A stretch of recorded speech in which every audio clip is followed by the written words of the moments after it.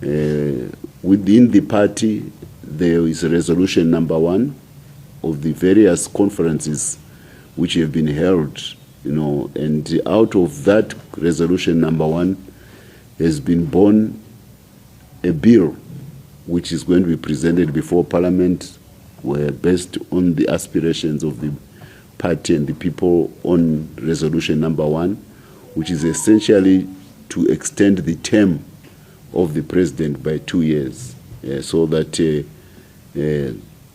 we synchronize the electoral calendar, but we also give him enough time to handle the party issues in such a way that there is smooth transitional processes within the party body politic. This is the desire of the party membership, and we want to congratulate the Speaker of Parliament, the Minister of Justice,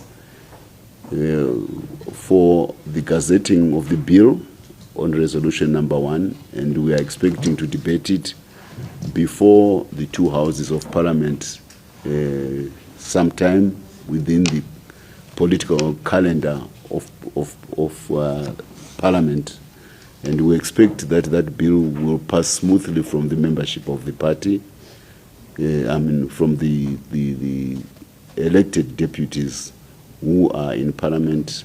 And so far, we are very happy that there is a common consensus. There's a consensus between all the parties in Parliament as to what concerns this bill.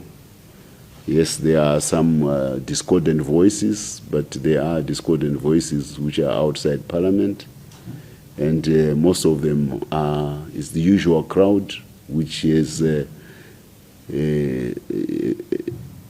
inborn attitude against ZANU-PF. They don't want ZANU-PF to be in power. They are particularly miffed that our president made it to become the leader of Zimbabwe, and they make all sorts of noises, but they have faced the elections in the past, time and time again, time after time. They faced the elections and they failed dismally to appeal to the Zimbabwe population. They are the ones who are making the usual noises about this bill. But as far as the party membership, as far as the populace of Zimbabwe is concerned, they think it is the right thing. A man is doing a good job. He hasn't done anything which would warrant him not to be meriting this consideration of the extension of the term. They are actually happy that this term is extended. And of course, the biggest cheerleading is coming from the business community within the economic body politic of Zimbabwe. The business community wants continuity with the current leadership, which is doing absolute wonders in terms of the revival and the growth of the Zimbabwe economy. Across every index, the president is scoring beyond 100%, across every index of economic activity in the country. There is a vitality in the national economy which has never been seen before. And the previous association of prosperity with post-colonial, pro-Eurocentric strategic vision has come to naught.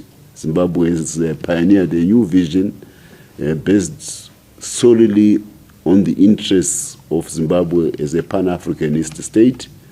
And that vision is resonating with all the relevant constituencies